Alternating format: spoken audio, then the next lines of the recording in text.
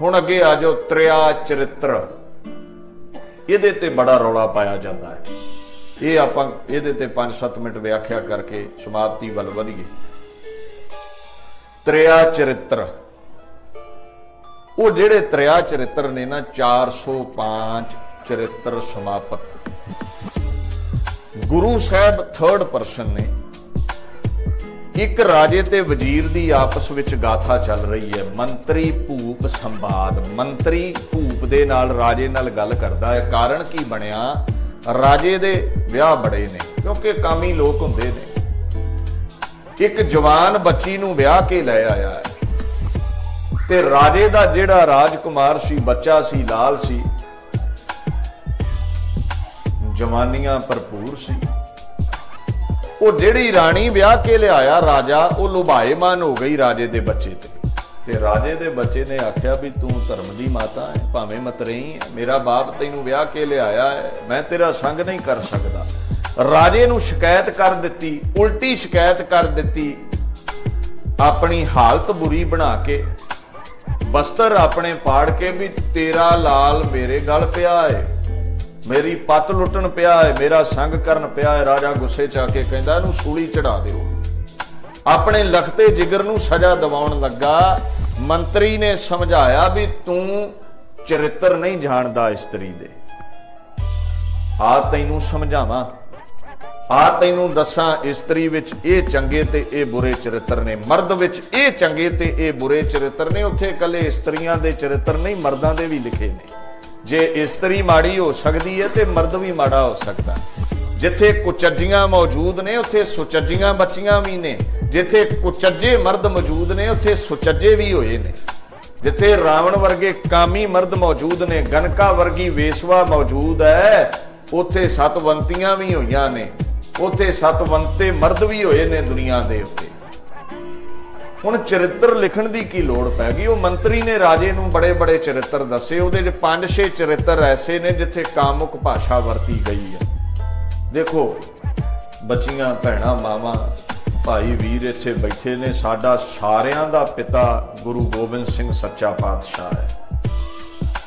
हुण जदों तुहाडा बच्चा जवान हुंदा है जां बच्ची जवान हुंदी है, माता पिता फिर उसनूं समझाउंदे ने।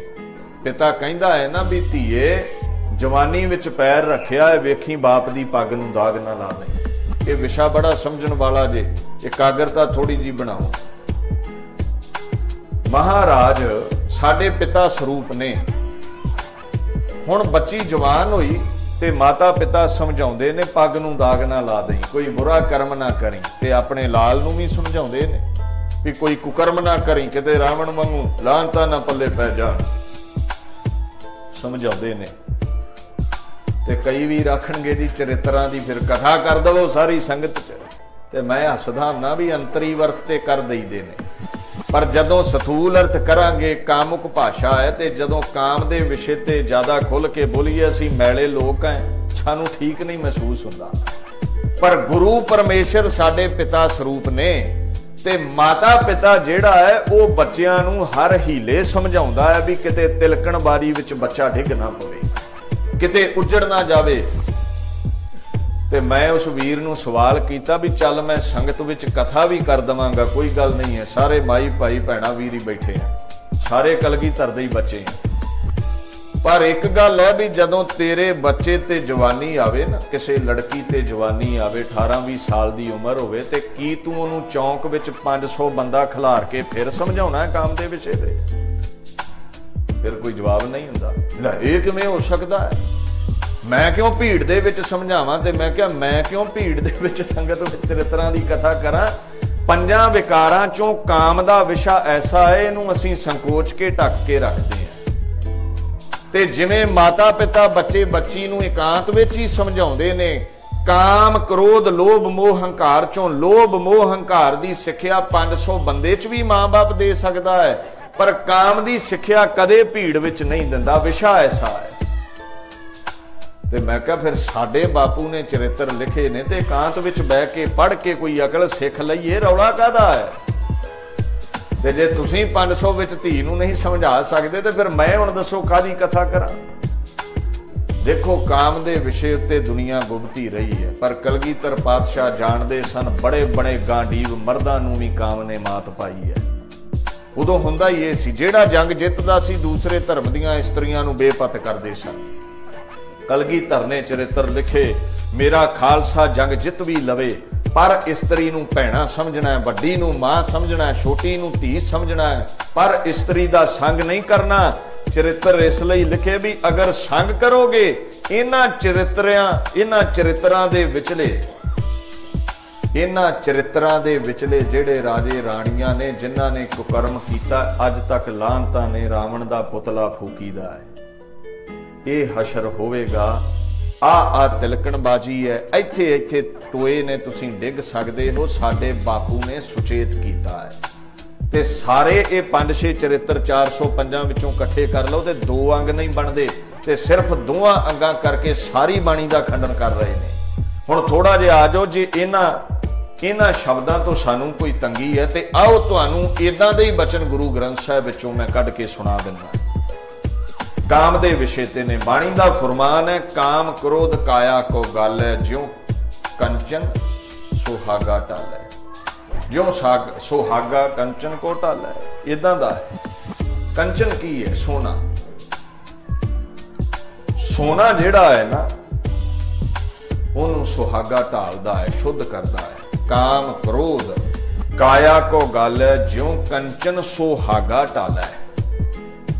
काम क्रोध काया नूं गालदे ने।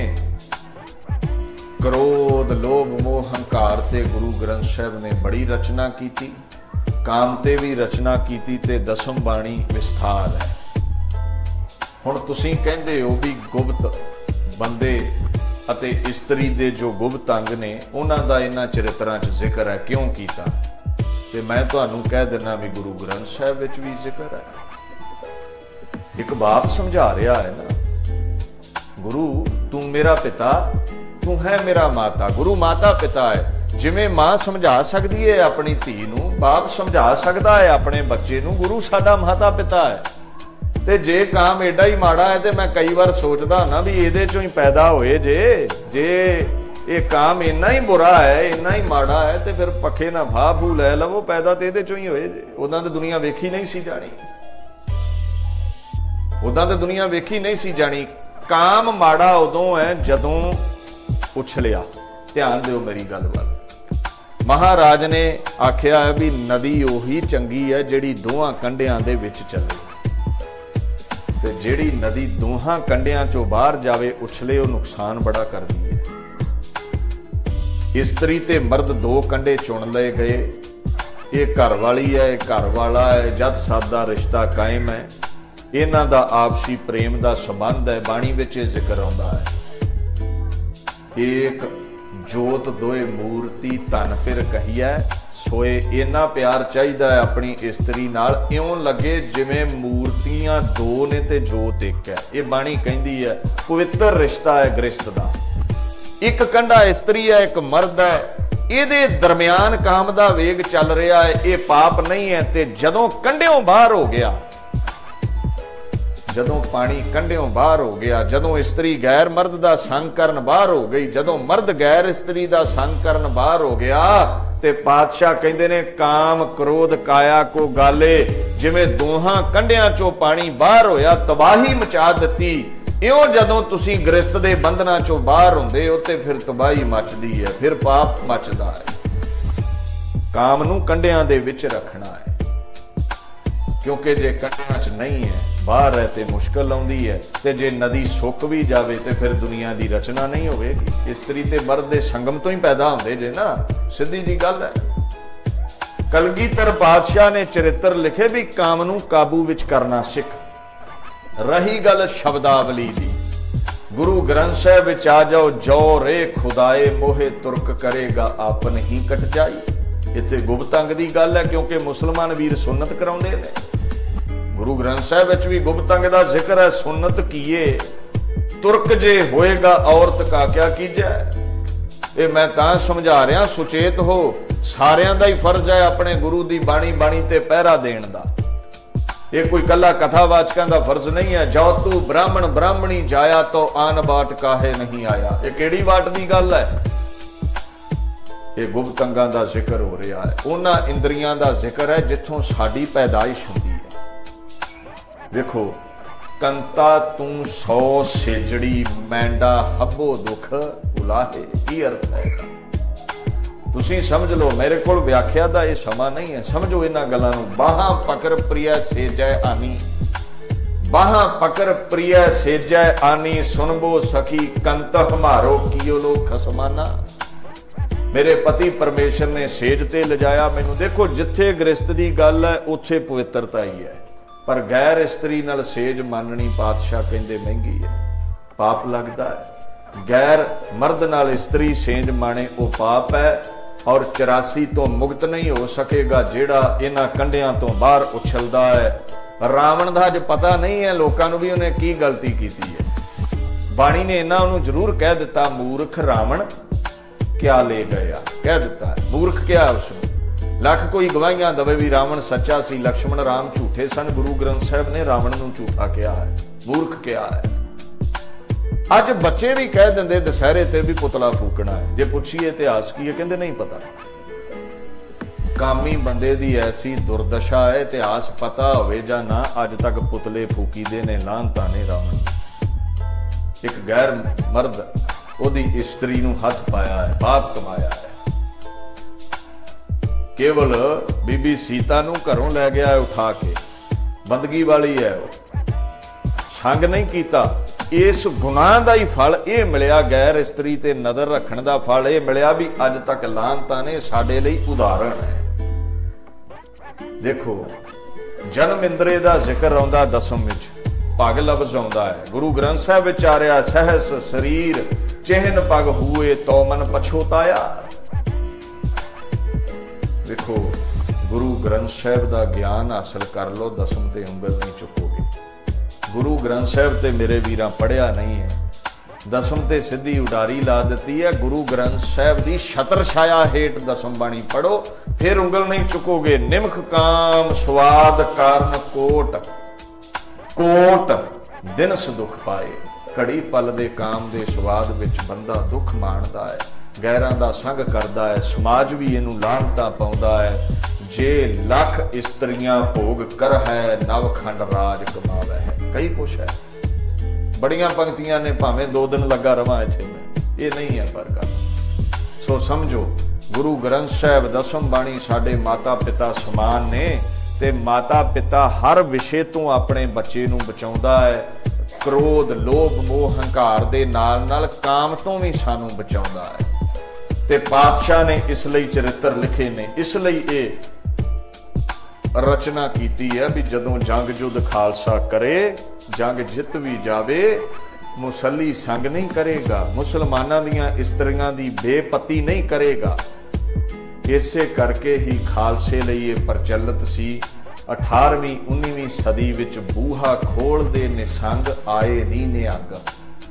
लोग कहंदे ने खालसे दे राज विच बूहे खोल के बच्चियां भी घरां विच रह लैंदियां सन भी खालसा गुरु का मौजूद है, कदे भी साडी बेपत्ती नहीं मुगल कर सकणगे। इन्ना मान सी खालसे दे। चरित्र इसलिए लिखे सन।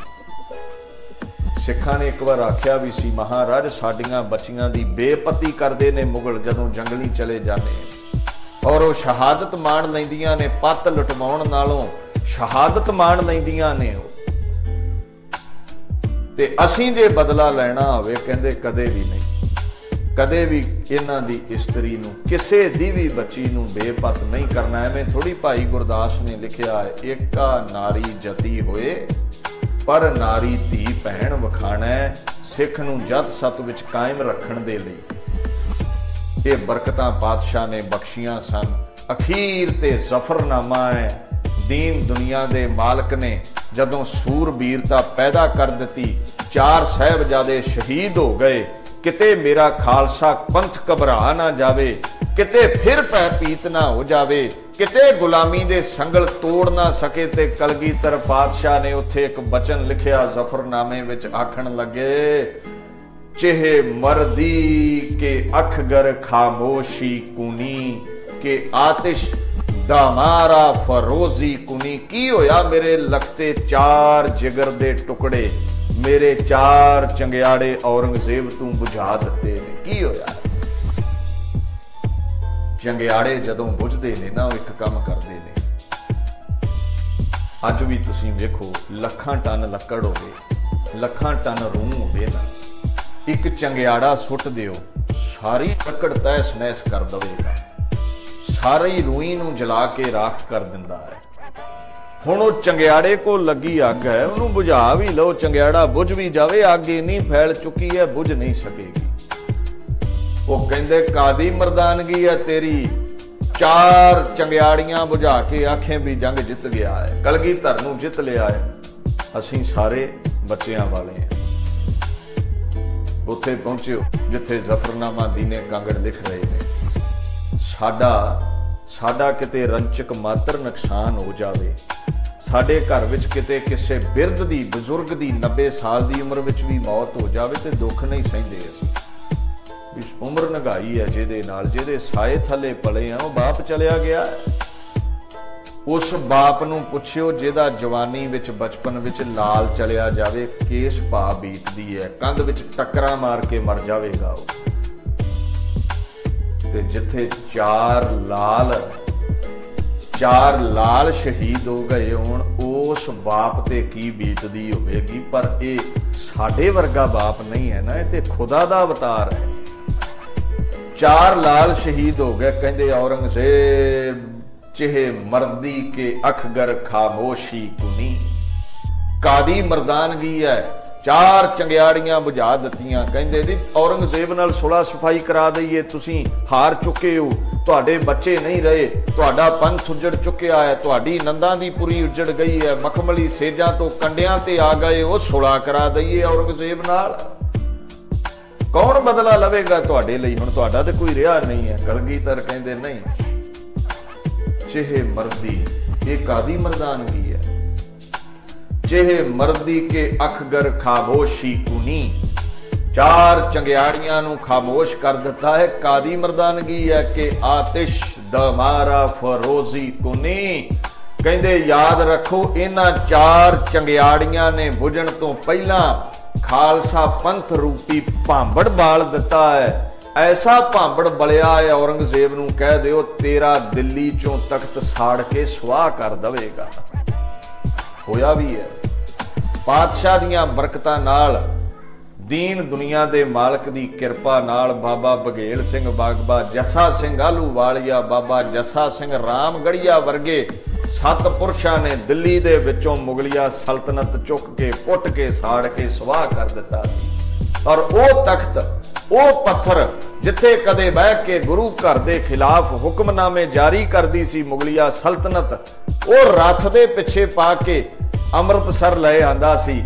दिल्ली दा तख्त धू के अमृतसर ले आंदा सी खालसे ने। ये ऐसा भांबड़ सी जिहड़ा साहिबजादियां रूपी चंगियाड़ियां ने बालिया। किवें जी?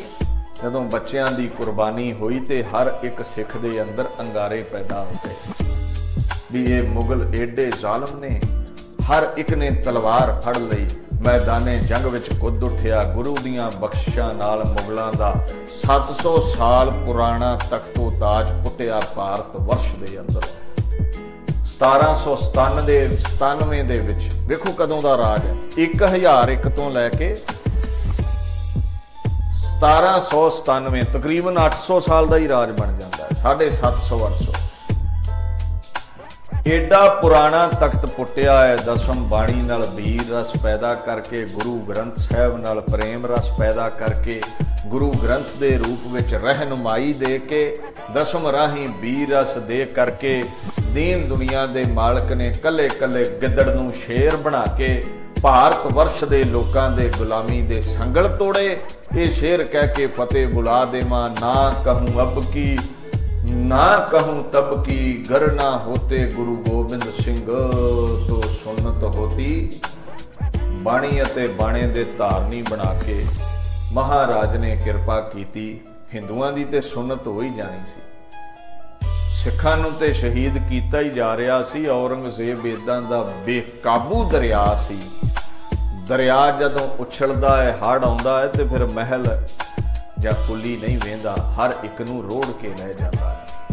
ਤੁਸਾਮੀ ਕਿਸੇ ਨੂੰ ਨਹੀਂ ਬਖਸ਼ਦੀ ਜਦੋਂ ਸਮੁੰਦਰ ਵਿੱਚ ਆ ਜਾਵੇ। ਭਾਵੇਂ ਤੂੰ ਮਹਿਲ ਵਿੱਚ ਰਹਿਣਾ, ਭਾਵੇਂ ਝੌਂਪੜੀ ਵਿੱਚ ਰਹਿਣਾ। ਬੁੱਲੇ ਸ਼ਾਹ ਮੁਸਲਮਾਨ ਹੋ ਕੇ ਗੱਲ ਕਹਿੰਦਾ ਵੀ ਔਰੰਗਜ਼ੇਬ ਇਦਾਂ ਦਾ ਤੂਫਾਨ ਸੀ, ਅਗਰ ਗੁਰੂ ਗੋਬਿੰਦ ਸਿੰਘ ਇਹਨੂੰ ਬੰਨ ਨਾ ਲਾਉਂਦਾ ਤੇ ਕੱਲਾ ਭਾਰਤੀ ਨਹੀਂ, ਕੱਲੇ ਹਿੰਦੂ ਹੀ ਨਹੀਂ, ਸਾਰੀ ਦੁਨੀਆ ਵਿੱਚ ਇਸਲਾਮ ਦਾ ਡੰਕਾ ਫਹਿਰਾ ਦੇਣਾ ਸੀ ਔਰੰਗਜ਼ੇਬ ਨੇ। ਅਗਰ ਇਹਨੂੰ ਬੰਨ ਲਾਇਆ ਏ ਤੇ ਗੁਰੂ ਗੋਬਿੰਦ ਸਿੰਘ ਨੇ ਲਾਇਆ ਹੈ, ਨਹੀਂ ਤੇ ਕੋਈ ਰੂਹੇ ਜ਼ਮੀਨ ਤੇ ਔਰੰਗਜ਼ੇਬ ਨੂੰ ਢੱਕ ਨਹੀਂ ਸਕਿਆ। 14 ਜੰਗਾਂ ਵਿੱਚ 22 ਧਾਰ ਤੇ ਔਰੰਗੇਕਿਆਂ ਨੂੰ ਮਾਤ ਦਿੱਤੀ ਹੈ। ਔਰ ਦਸਮ ਬਾਣੀ ਨੇ ਭਾਣਾ ਮੰਨਣ ਦੀ ਗੱਲ ਵੀ ਆਖੀ ਹੈ। ਸਾਡਾ ਕਿਤੇ ਮਾੜਾ ਜਿਹਾ ਨੁਕਸਾਨ ਹੋ ਜੇ, ਅਸੀਂ ਕਹਿੰਦੇ ਆ ਰੱਬ ਵੈਰੀ ਹੋ ਗਿਆ। ਸਾਡਾ ਘਰ ਡਿੱਗ ਪਵੇ, ਕੋਠੀ ਢਹਿ ਜਾਵੇ, ਕਿਸੇ ਦੀ ਮੌਤ ਹੋ ਜਾਵੇ, ਰੱਬ ਵੈਰੀ ਹੋ ਗਿਆ। ਕਲਗੀਧਰ ਦੇ 4 ਲਾਲ ਨਹੀਂ ਰਹੇ, ਆਨੰਦਾਂ ਦੀ ਪੁਰੀ ਉਜੜ ਗਈ। ਮਖਮਲੀ ਸੇਜਾਂ ਤੋਂ ਕੰਡਿਆਂ ਤੇ ਆ ਗਿਆ। ਮਾਛੀਵਾੜੇ ਦੇ ਕੰਡਿਆਂ ਤੇ ਬੈਠੇ ਨੂੰ ਜਦੋਂ ਪੁੱਛਿਆ ਏ ਭਾਈ ਦਇਆ ਸਿੰਘ ਨੇ, ਹੇ ਪਾਤਸ਼ਾਹ ਕੀ ਵਿਚਾਰ ਨੇ, ਕੀ ਖਿਆਲ ਨੇ, ਤੇ ਕਹਿੰਦੇ ਨੇ ਖਿਆਲ ਬਸ ਇਹੀ ਨੇ, ਮਿੱਤਰ ਪਿਆਰੇ ਨੂੰ ਹਾਲ ਮੁਰੀਦਾਂ ਦਾ ਕਹਿਣਾ। ਹਜੇ ਵੀ ਰੱਬ ਨੂੰ ਮਿੱਤਰ, ਸਭ ਕੁਝ ਗਵਾ ਕੇ ਵੀ ਰੱਬ ਨੂੰ ਮਿੱਤਰ ਕਹਿਣਾ, ਇਹ ਦਸਮ ਬਾਣੀ ਵਿੱਚ ਸਾਨੂੰ ਸਿਖਾਇਆ ਹੈ ਪਾਤਸ਼ਾਹ ਨੇ। ਆਓ ਬਾਣੀ ਅਤੇ ਬਾਣੀ ਦੇ ਧਾਰਨੀ ਬਣੀਏ, ਖੰਡੇ ਦੀ ਪੌਲ ਛਕੀਏ। ਗੁਰੂ ਗ੍ਰੰਥ ਸਾਹਿਬ ਸੱਚੇ ਪਾਤਸ਼ਾਹ ਸਾਡੇ ਸਿਰਮੌਰ ਨੇ। ਅੱਜ ਗੁਰੂ ਗੋਬਿੰਦ ਸਿੰਘ ਪਾਤਸ਼ਾਹ ਦੀ ਜੋਤ ਇਹਨਾਂ ਵਿੱਚ ਸੁਭਾਏਮਾਨ ਹੈ। ਸਭ ਸਿੱਖਨ ਕੋ ਹੁਕਮ ਹੈ ਗੁਰੂ ਮਾਨਿਓ। ਕਿੱਦਾਂ ਮੰਨਣਾ ਹੈ? ਗੁਰੂ ਗ੍ਰੰਥ ਜੀ ਮਾਨਿਓ ਪ੍ਰਗਟ ਗੁਰਾਂ ਕੀ ਦੇਹ, ਸਤਿਗੁਰ ਜਾਗਤਾ ਹੈ ਦੇਵ ਪ੍ਰਗਟ ਸਰੂਪ।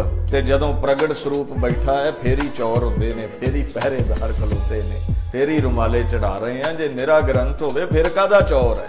ਕੁਰਾਨ ਤੇ ਕੌਣ ਕਰਦਾ ਹੈ? ਗੀਤਾ ਤੇ ਕੌਣ ਕਰਦਾ ਹੈ? ਪੁਰਾਣਾ ਤੇ ਕੌਣ ਕਰਦਾ ਹੈ? ਕਿਉਂ ਜੀ? ਕਿਉਂਕਿ ਉਹ ਹਾਜ਼ਰ ਨਾਜ਼ਰ ਨਹੀਂ, ਕੇਵਲ ਧਾਰਮਿਕ ਪੁਸਤਕਾਂ ਨੇ। ਗੁਰੂ ਗ੍ਰੰਥ ਸਾਹਿਬ ਹਾਜ਼ਰ ਨਾਜ਼ਰ ਨੇ ਤੇ ਅੱਜ ਵੀ ਸਾਡੀਆਂ ਝੋਲੀਆਂ ਭਰ ਰਹੇ ਨੇ। ਅੱਜ ਵੀ ਸਤਿਗੁਰ ਜਾਗਤਾ ਹੈ, ਦੇਵ ਹਾਜ਼ਰ ਸਰੂਪ ਸਮਝਦੇ ਆ। ਇਸ ਲਈ ਸੇਵਾ ਵਿੱਚ ਗੁਰੂ ਕੇ ਵਜ਼ੀਰ ਲੱਗੇ ਹੋਏ ਨੇ।